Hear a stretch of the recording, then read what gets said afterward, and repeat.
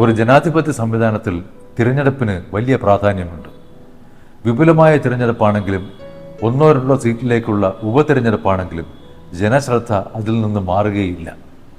ഒരു തിരഞ്ഞെടുപ്പിൻ്റെ ആരവം തുടങ്ങിക്കഴിഞ്ഞാൽ പിന്നെ ഫലപ്രഖ്യാപനം വരെ വാർത്തയുടെ വസന്തകാലമായിരിക്കും. നിലമ്പൂർ നിയമസഭ ഉപതിരഞ്ഞെടുപ്പിൻ്റെ കാര്യവും വിഭിന്നമേ അല്ല.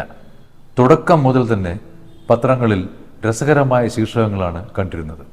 നിലമ്പൂരോട്ട്, നിലമ്പുരാൻ, നിലംപൂരം, നിലംപോര്, ഇങ്ങനെ പലതരം ശീർഷകങ്ങളാണ് ഈ തിരഞ്ഞെടുപ്പിനെ പറ്റി കണ്ടിരുന്നത്. മഴക്കാലം കൂടി ആയിരുന്നതിനാൽ പെയ്യുന്ന പെരുമഴയുടെ താളം ഈ ശീർഷകങ്ങളിലും വന്ന് പതിയുന്നത് നമുക്കറിയാനുണ്ടായിരുന്നു. ഒരു ദിവസം പറയുന്നു, നിലമ്പൂരിൽ പ്രചാരണ പെരുമഴ. പ്രചാരണം അവസാനിക്കുന്ന ആ ദിവസം വന്നപ്പോഴത്തേക്ക് ഇന്നാണ് ആവേശ പെയ്ത്ത്. സാന്ദർഭികമായി പറഞ്ഞാൽ മഴ സംബന്ധിച്ച കാര്യം തിരഞ്ഞെടുപ്പ് വാർത്തയിൽ മാത്രമല്ല, പന്ത് കളിയിലും മറ്റ് പല സ്ഥലങ്ങളിലും പ്രതിഫലിച്ച് കണ്ടിരുന്നു. ഫുട്ബോളിൻ്റെ ഒരു ശീർഷകം തന്നെ ഉണ്ടായിരുന്നത് ഗോൾ മഴക്കാലം എന്നായിരുന്നു. യുദ്ധം നടക്കുമ്പോൾ തെഹ്റാനിൽ ബോംബുകൾ ഒരുപാട് വീഴുന്നതുകൊണ്ടാണെന്ന് തോന്നുന്നു തെഹ്റാനിൽ തീമഴ എന്ന് ഒരു പത്രം എഴുതിയിരുന്നു. ഇതിൻ്റെയൊക്കെ ചുവടുപിടിച്ച് തേയിലയെ പറ്റിയും ഒരു വാർത്ത കണ്ടിരുന്നു. കടുപ്പമേറി യുദ്ധം, കടുപ്പമില്ലാതെ തേയില എന്നായിരുന്നു അവിടുത്തെ ശീർഷകം. നിലമ്പൂരിലേക്ക് തിരിച്ചു വരാം. അവിടുത്തെ ഫലം പ്രഖ്യാപിച്ചപ്പോഴുള്ള പത്രങ്ങളുടെ പ്രതികരണം എന്തായിരുന്നു എന്ന് നമുക്ക് നോക്കാം. ഫലം വന്നപ്പോൾ ആര്യാടൻ ഷൗക്കത്ത് ജയിക്കുന്നു, UDF-നാണ് നേട്ടമുണ്ടായത്. ഒരു പത്രം കൈ നേട്ടം എന്ന് എഴുതി കണ്ടു. കൈപ്പത്തി എന്നൊരു ചിഹ്നമുള്ളതുകൊണ്ടാണ് കൈ നേട്ടം എന്ന് കണ്ടു. ഇത് അതിൻ്റെ തൊട്ടിപ്പുറത്ത് എഴുതിയിരിക്കുന്നു, സിറ്റിംഗ് സീറ്റ് കൈവിട്ട് LDF. ഒന്ന് രണ്ടിടത്ത് കൈയുടെ പ്രയോഗം വന്നപ്പോൾ ആ യുദ്ധവാർത്തയിലും കൂടെ കൈ പ്രയോഗിക്കാനാണ് പത്രത്തിൻ്റെ ഒരു താല്പര്യം. ഇറാൻ ഇസ്രായേൽ യുദ്ധം കൈവിട്ടു എന്ന് പത്രം ഒന്നാം പേജിൽ തന്നെ എഴുതിയിട്ടുണ്ട്. മൊത്തത്തിൽ എല്ലാത്തിനും ഒന്ന് കൈ കൊടുത്തതായിട്ടുള്ള ഒരു പ്രതീതി.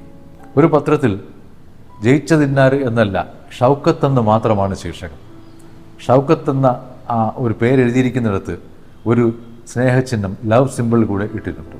അതും ചുവപ്പ് നിറത്തിൽ തന്നെ. ആറാടി ആര്യാടൻ എന്നായിരുന്നു ഒരു പത്രം എഴുതിയിരുന്നത്.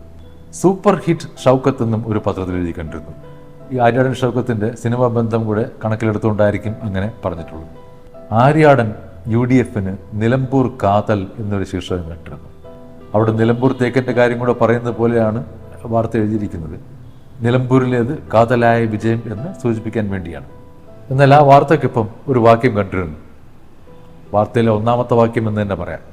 കഠിനാധ്വാനത്തിൻ്റെ വിയർപ്പ് കൊണ്ട് UDF തുന്നിയെടുത്തതാണ് ഈ വിജയമെന്നാണ് എഴുതിയിരിക്കുന്നത്.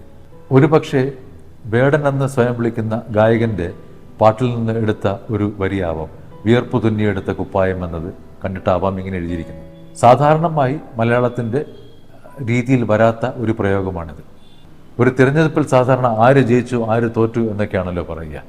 ഒരു ഇംഗ്ലീഷ് പത്രം ഈ വാർത്ത പറയുമ്പോൾ മൂന്നാമതൊരാളുടെ കാര്യം കൂടി പറയുന്നുണ്ട്. Shoukath prevails but Anvar steals the show എന്നായിരുന്നു ആ ഇംഗ്ലീഷ് തലക്കെട്ട്. പ്രതീക്ഷിച്ചതിനേക്കാൾ കൂടുതൽ PV അൻവർ വോട്ട് പിടിച്ചതിനെ പറ്റിയുള്ള ഒരു ശീർഷകമാണത്.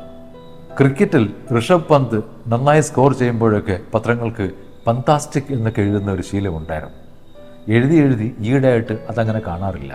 ലീഡ്സ് ക്രിക്കറ്റ് ടെസ്റ്റിൽ ഋഷഭ് പന്തിൻ്റെ പ്രകടനം തീർച്ചയായും ആവേശജനകം തന്നെയായിരുന്നു. ഈ ആവേശം ശീർഷകങ്ങളിലും കാണാനുണ്ടായിരുന്നു. പന്തിൻ്റെ ആദ്യ സെഞ്ചുറി വന്നപ്പോൾ പന്തടി എന്ന് ഒരു പത്രം എഴുതി കണ്ടിരുന്നു. ഒന്നാമത്തെ സെഞ്ചുറി നേടിയ ശേഷം തലകുത്തി മറിയുന്ന ഒരു ചിത്രം ഒരു പത്രത്തിൽ കണ്ടിരുന്നു. ഒന്നല്ല, പല പത്രങ്ങളിലെ ചിത്രം വന്നിരുന്നു. ഒരിടത്ത് ടീമിൻ്റെ സ്കോറിലുണ്ടായ വീഴ്ചയെപ്പറ്റി പറയുന്ന ഒരു ശീർഷകമാണ് കണ്ടത്.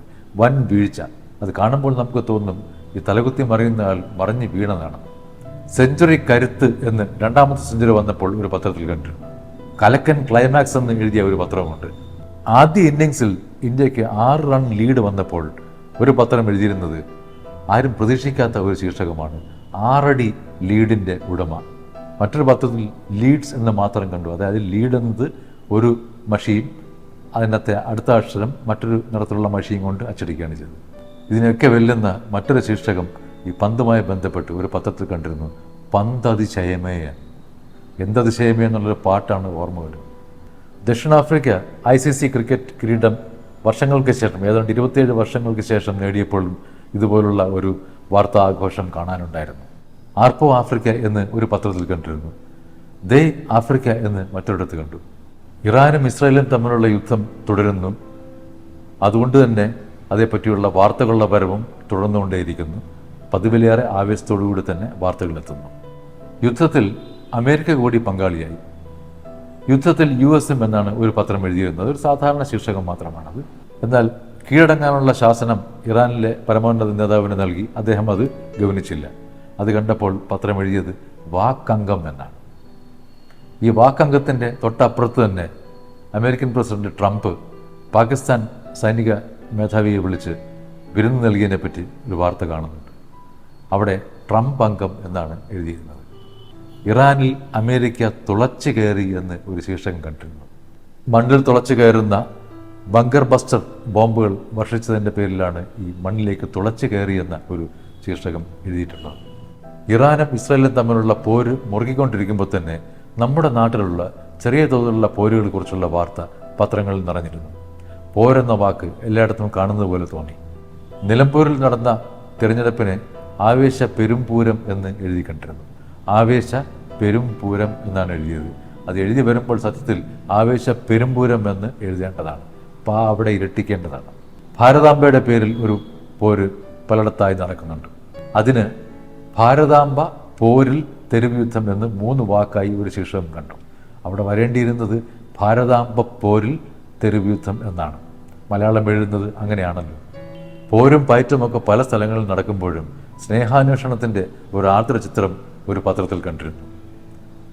നടൻ ജഗതി ശ്രീകുമാറിനെ വിമാനത്തിൽ വെച്ച് മുഖ്യമന്ത്രി കാണുന്നതാണ് വിഷയം. പല പത്രങ്ങളിലും ജഗതിയെ മുഖ്യമന്ത്രി കണ്ടു എന്നൊക്കെയുള്ള രീതിയിൽ വാർത്ത കണ്ടിരുന്നു.